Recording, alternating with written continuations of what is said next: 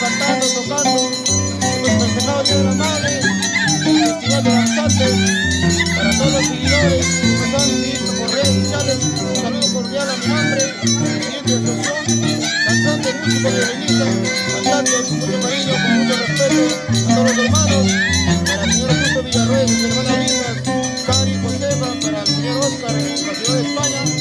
Saludamos a todos los hermanos lindos corasteños. Estamos haciendo una bonita actividad. Espero que nos comuniquen al número de mi celular para cualquier cosa. De repente, pues me pueden llamar para bien, para mal. Hemos estado pues con el señor Justo en clase el día sábado. No se pudo hacer el 3 de mayo por muchas circunstancias. Para mí no es fácil. No tengo otros medios para tocar la puerta. Entonces aquí estamos junto con mi conjunto. Estamos tocando, cantando. Muchísimas gracias. Saludos para todos los hermanos lindos. Vamos a seguir trabajando. Vamos a seguir llevando en alto el nombre de Curasco. ¡Que viva Curasco! Muchas gracias.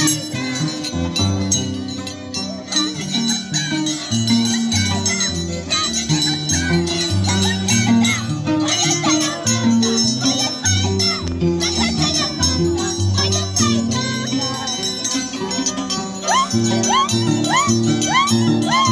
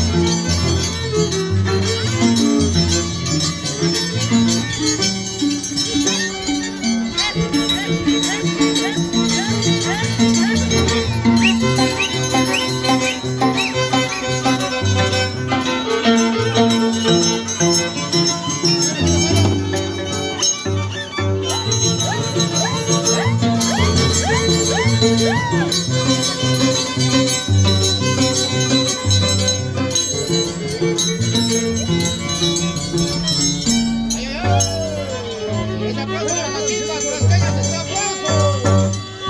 ¡Que viva Día del Madre! ¡Sí! ¡Sí! ¡Sí! ¡Ay,